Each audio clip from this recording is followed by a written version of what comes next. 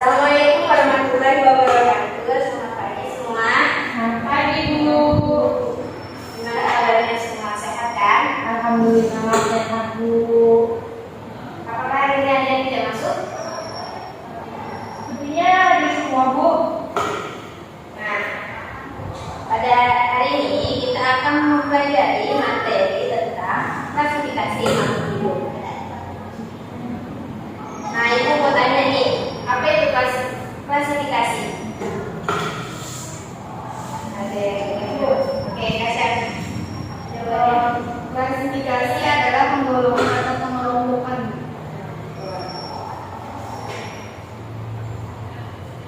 Nah, aku menjelaskan klasifikasi merupakan suatu cara yang sistematis dalam mempelajari objek dengan melihat persamaan dan perbedaan ciri-ciri makhluk hidup. Ilmu yang mempelajari klasifikasi makhluk hidup disebut taksonomi. Nah, taksonomi menurut Linnaeus masih digunakan sampai saat ini.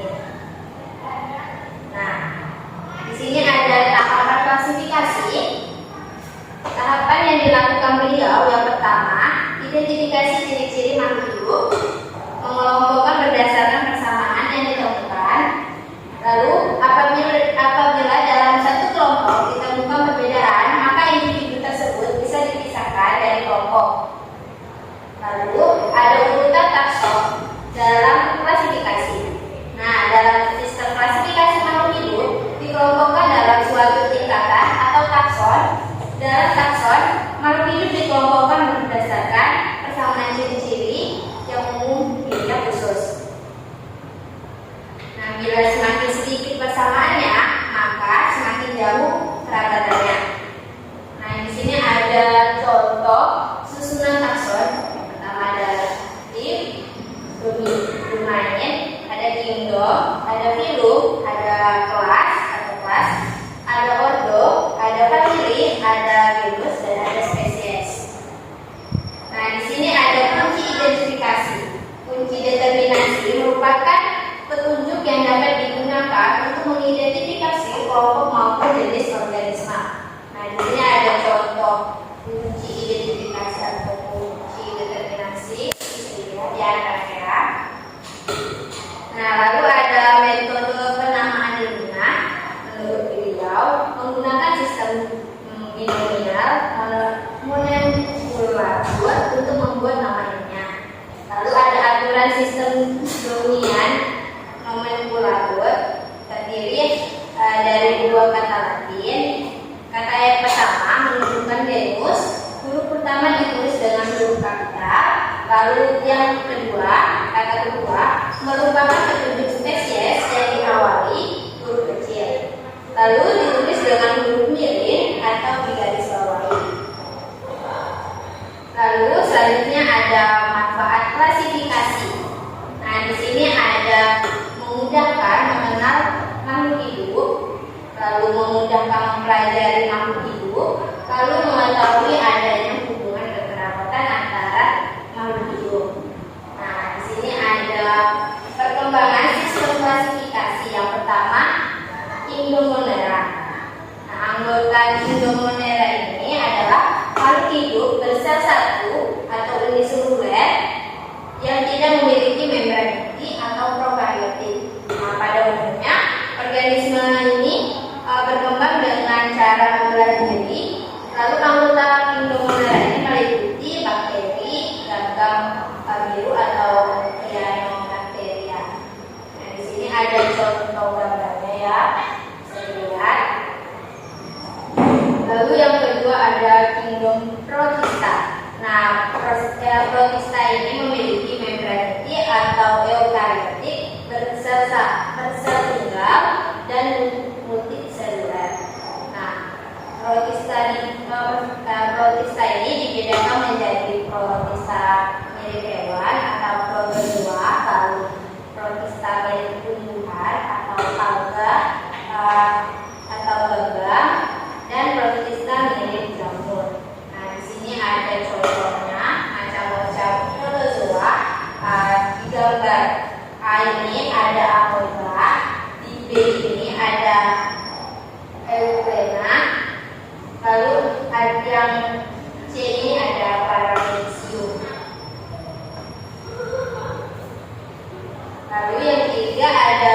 kingdom fungi, anggota fungi adalah berbagai macam jamur. Fungi memiliki membran inti. Di sel terbuat dari zat kitin, tidak memiliki kloroplast sehingga tidak dapat berfotosintesis. Dan ada yang multiseluler maupun multiseluler. Nah, tubuh jamur tersusun atas benang-benang yang disebut hifa. Kumpulan hifa disebut miselium. Tumbuh jamur disebut talus. Nah, jamur hidup sebagai saprofit atau parasit dan berkembang dengan spora. Nah, simbiosis mutualisme antara jamur dan gembrang membentuk lumut gerak atau lichens. Lumut gerak disebut juga tumbuhan perintis. Tetap dapat hidup di tempat makhluk hidup lain tidak bisa hidup, yang tak bisa hidup. Nah, contohnya Usnea sp. Nah, yang keempat itu ada kingdom plantae, yaitu contohnya lumut. Nah, ciri-cirinya memiliki akar, batang, dan daun yang bukan sejati dan yang belum memiliki berkas tumbuh. Nah, akar lumut disebut rizoid. Rizoid ini berfungsi menempelkan tubuh lumut pada substrat dan hidup di tempat tetap. Nah, perkembangbiakannya dengan kawin dan tak kawin, yang disebut dengan pergiliran keturunan atau metagenesis. Nah, selanjutnya ada contoh tumbuhan paku. Ciri-cirinya memiliki akar, batang, dan daun sejati, serta memiliki berkas penduduk. Nah, pada daun dewasa terdapat bulatan berwarna coklat disebut sorus. Sorus merupakan kumpulan kotak spora yang dibungkus indusium. Nah, perkembangbiakannya secara kawin dan tak kawin yang disebut dengan pergiliran keturunan. Nah, selanjutnya ada tumbuhan berbiji. Nah, tumbuhan berbiji memiliki batang, akar, batang, dan daun sejati serta memiliki berkas tumbuh. Lalu menghasilkan biji yang digunakan sebagai alat perkembangbiakannya.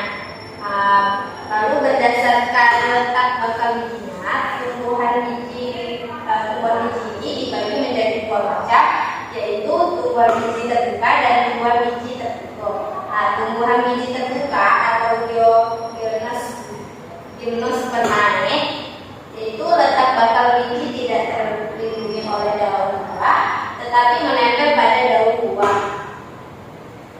Pohon berakar gerak, daunnya berbentuk seperti jarum, kecil, tebal, atau tipis lebar. Alat kelaminnya yaitu jantan dan alat kelamin betina.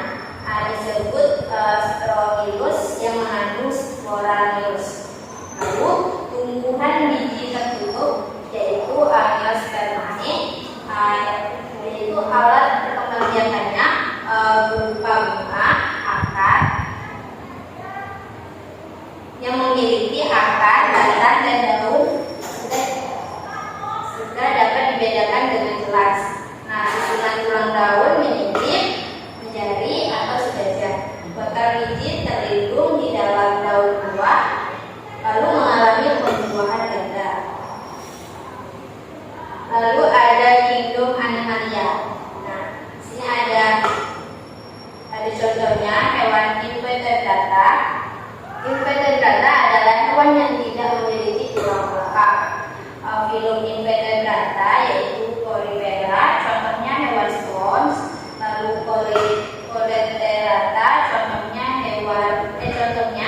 Hydrozoa, Skinkoa, Anthozoa.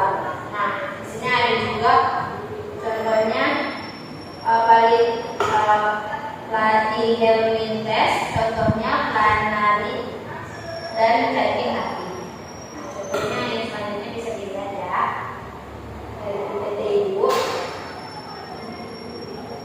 Selanjutnya hewan Vertebrata. Vertebrata adalah hewan yang memiliki tulang belakang. Nah, kelompok Vertebrata ini yang pertama ada superkelas, ya, contohnya ikan mujair, ikan bandeng, ikan lele, ikan mas. Lalu ada kelas amfibi, contohnya itu katak. Lalu ada kelas reptilia, contohnya buaya, kadal, penyu, ular. Lalu ada kelas apes, contohnya burung pipit, merpati, elang. Dan terakhir itu ada kelas animalia, contohnya gajah, singa, orangutan, kelelawar, dan lain-lain. Nah, dari penjelasan itu apakah ada yang ingin ditanyakan? Cukup jelas, Bu. Oke.